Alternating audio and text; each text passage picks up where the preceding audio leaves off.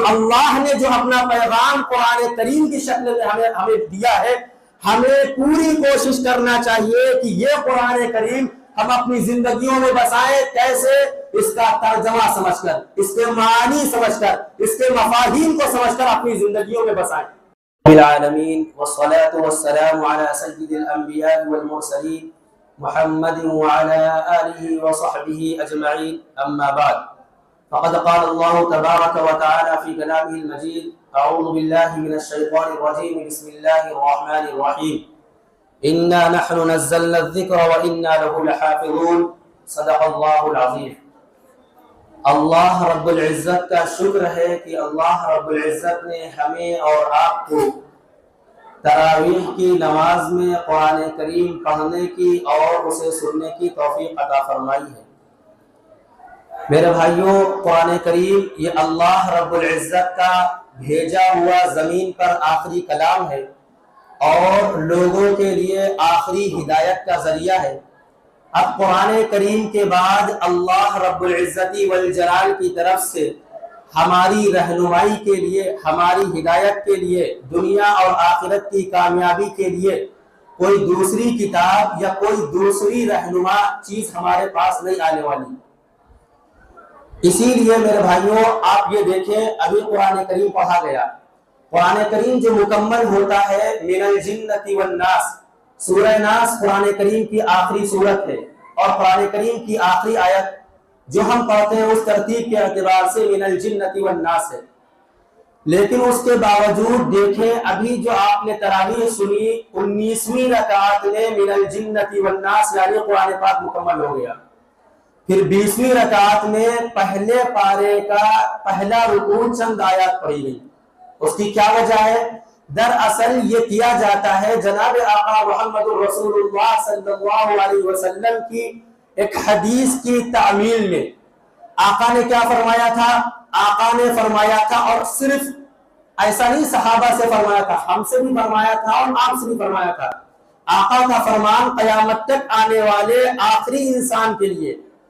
آقا نے اس وقت فرمایا تھا کہ تم قرآن کو ایسے پڑھو جیسا کوئی لمبے سفر کا مسافر اترتا ہے پھر اپنے اگلے سفر کے لیے چل دیتا ہے۔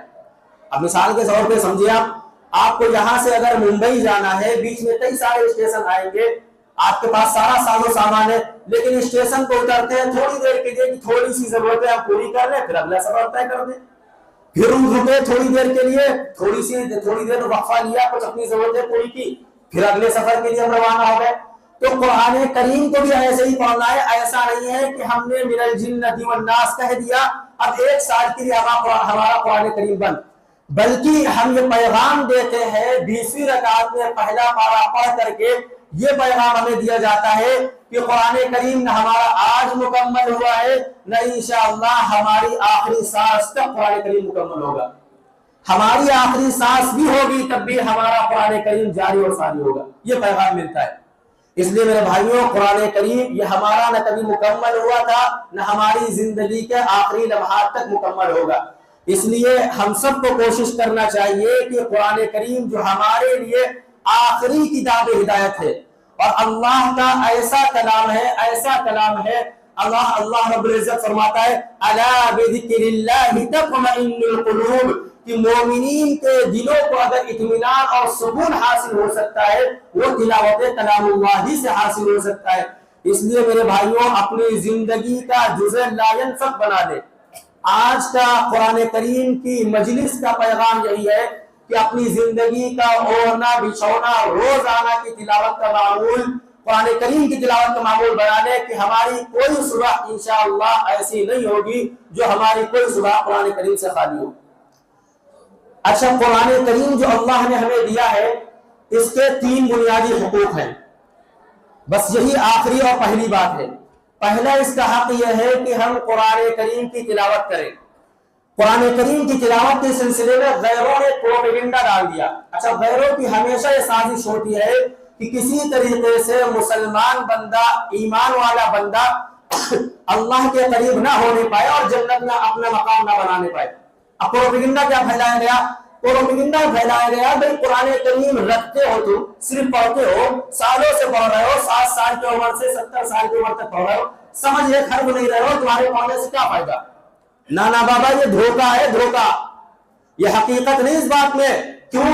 आका की बात ऐसी बात है कि आका की बात के बाद हमें किसी की कोई बात तस्लीम नहीं। आका फरमाते हैं कि एक एक हर्फ पर 10-10 नेकियां मिलती हैं। आका ने कहा तुम कुरान पढ़ो, तुम्हें कुरान के हर हर हर्फ के बदले में 10-10 नेकियां मिलेंगी। आका ने आगे क्या फरमाया? आका फरमाते हैं ला अक़ूलु अलिफ लाम मीम हर्फुन, ये मत समझना, मैं ये नहीं कह रहा हूं कि अलिफ लाम मीम एक हर्फ है। आका कह रहे हैं ये मत समझना कि अलिफ लाम मीम पढ़ोगे तो तुम्हें 10 नेकियां मिलेंगी। आका फरमा रहे हैं ला बल अक़ूलु अलिफुन हर्फुन व लामुन हर्फुन व मीमुन हर्फुन। आका फरमाते हैं अलिफ लाम मीम में अलिफ एक अलग लफ्ज है, लाम एक अलग लफ्ज है, मीम एक अलग लफ्ज है। गोया कि आपने कुरान करीम का अलिफ लाम मीम पढ़ा तो आपकी 30 नेकियां पक्की जो आका ने अपनी ज़बानी हमें दे दी। तो ये प्रोपेगेंडा जो फैलाया जा रहा है ज़हनों से निकालिए, दुश्मनों का प्रोपेगेंडा, ये हमारी तरफ से, ये हमारी शरीयत की बात बता नहीं। दूसरा हक कुरान करीम का ये है कि कुरान करीम को पढ़ने के साथ साथ हमें समझना भी चाहिए, समझने की भी कोशिश करना चाहिए। हमारे पास हिदायत का और कौन सा रास्ता है भाई? हमारे पास, हमारे सामने हमारा नबी तो है नहीं, हमारे पास हमारी रहनुमाई के लिए हमारे पास सिर्फ और सिर्फ किताब हिदायत यानी कुरान करीम है। अगर हम उसी को ना समझे, उसी का तर्जुमा ना पढ़े तो हम किस चीज के जरिए अपनी हिदायत हासिल करेंगे? अच्छा, इसके अंदर भी इस चीज का खूब ख्याल करें कि कुरान करीम को समझने के लिए कुरान करीम अल्लाह रब्बुल इज्जत ने हमें दी। आप थोड़ी देर के लिए ठंडे दिमाग से सोचें, कोई एक ऐसी शख्सियत, ऐसी जात जिसे आप बहुत मोहब्बत करते हैं, आप बेपनाह चाहते हैं, उसके लिए जान देने के लिए तैयार हैं, और वो किसी दूसरी जबान में खत लिख दे, मिसाल के तौर पे वो कोई खत लिख दे, मिसाल के तौर पे अंग्रेजी में खत लिख दे, आप उर्दू जबान के समझने वाले, वो खत दे दे तो क्या आप वो खत लेकर के अलमारी में रख देंगे? क्यों? हमें जबान ही नहीं आती, क्या पढ़ो उसे? नहीं भाई, आप उस खत को लेकर के 50 आदमियों के पास जाएंगे, भाई जरा इसका मतलब बता दो, हमारे महबूब ने हमें भेजा है, पता नहीं कौन सी कीमती बात है, हमारे महबूब ने हमें क्या हिदायत दी है, हमारे महबूब ने कौन सी चीज हमें इसमें, कौन सी किस बात की नसीहत की है, और हमारे महबूब ने हमें हमसे किस चीज का मुतालबा किया है। हमसे उस वक्त तक सब्र नहीं होगा, हम उस वक्त तक सुकून से नहीं बैठेंगे जब तक महबूब का भेजा हुआ दूसरी जबान का खत हम दूसरों से पढ़वा करके उसको समझ ना ले और अपनी जिंदगी में उसको उतार ना ले। मेरे भाइयों, अल्लाह से ज्यादा कौन हमें महबूब है? और ये वो कोई नहीं है कि हमें अरबी नहीं आती, उर्दू में एक से एक तर्जमे हैं, एक से एक तफासिर है। अल्हम्दुलिल्लाह हर महल्ले के अंदर आलिम है, हाफिज है, आप जाए उनसे मुतालबा करें कि भाई हमारी मस्जिद में आप कुरान को उर्दू में समझाएं, हमें आप थोड़ा सा वक्त हमें उर्दू में समझाएं। कौन आलिम है जो आपको अपना वक्त नहीं देगा? लेकिन हमें ये तड़प पैदा करनी होगी कि हमारे महबूब ने जो हमें पैगाम दिया है, हम उस पैगाम को देखें, उस पैगाम को समझें, उस पैगाम को अपनी जिंदगियों में उतारे। वो पैगाम है कुरान करीम। तो दूसरा हक कुरान करीम का यह है कि हम इसे अपनी जिंदगियों में उतारने के लिए इसका तर्जमा भी पढ़ें और अल्लाह की क्या मंशा है, अल्लाह हमसे क्या चाहता है दुनिया के अंदर भेजने के बाद, इतनी सारी नेमतें देने के बाद अल्लाह हमसे क्या चाहता है, हम उसको समझे। तीसरी चीज यह है कि हम कुरान करीम की इशाअत करें, उसकी तबलीग करें।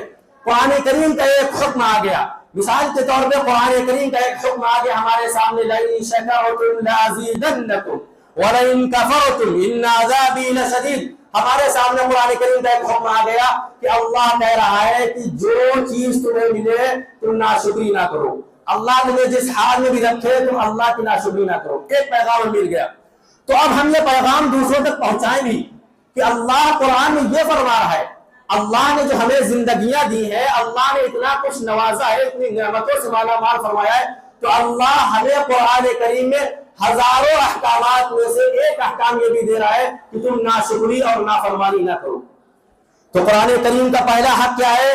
इसकी तिलावत को लाजिम पकड़े और इसकी तिलावत को अपनी जिंदगी का जुज़े लायंफत बनाए, यानी हमारी कोई सुबह ऐसी ना हो जिस सुबह हम कुरान करीम की तिलावत ना करें। دوسرا کام کیا ہے؟ قرآن کریم کو سمجھنا ہے. ہمارے سامنے اردو میں بھی تفاسیر ہے، ہمارے سامنے علماء ہے، پڑھے بھی اور سمجھے بھی. اور تیسرا کام یہ ہے کہ قرآن کریم کو سیکھے، اس پر عمل بھی کرے اور اس کی تبلیغ بھی کرے. اس کے اندر ایک اللہ رب العزت کا حکم یہ بھی شامل ہے کہ جو حکم اللہ کا ہمیں مل گیا ہم اس پر خود بھی عمل کریں.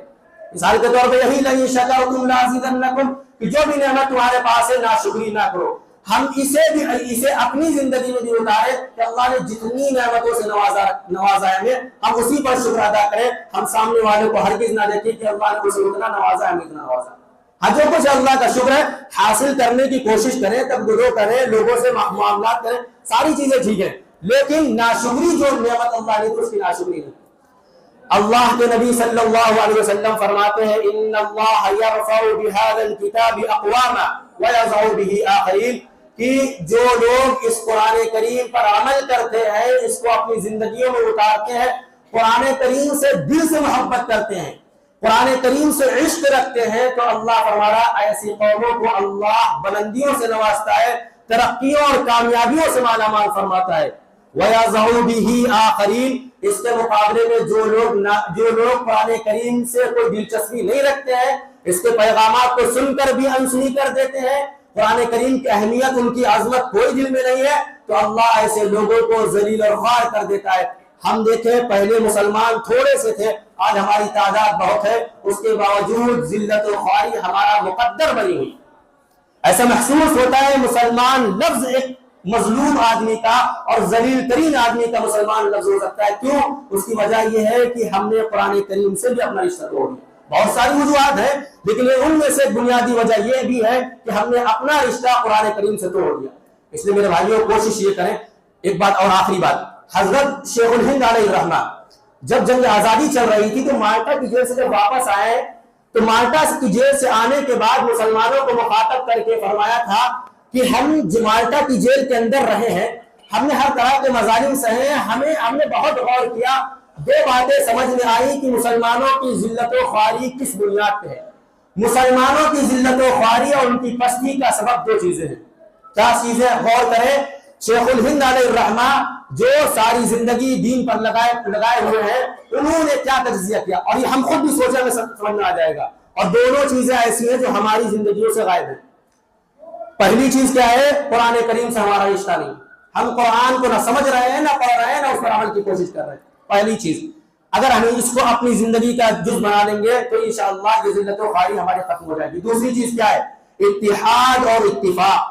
یہ بہت اہم چیز ہے. ہمارے بھائیوں میں، ہمارے محلے والوں میں، ہمارے خاندان میں وہ اتحاد و اتفاق نہیں جو ایک مسلمان کے اندر ہونا چاہیے، جس کا تقاضا المؤمن المسلم اخو المسلم کے اندر اللہ کے نبی نے فرمایا کہ تمام مسلمان بھائی بھائی ہیں. گزارش یہ کرنی ہے کہ آپ کے اس محلے میں الحمدللہ بچوں کی تعداد کثیر ہے، آپ کے اس مسجد میں مکتب کا نظام کوئی بھی نہیں ہے.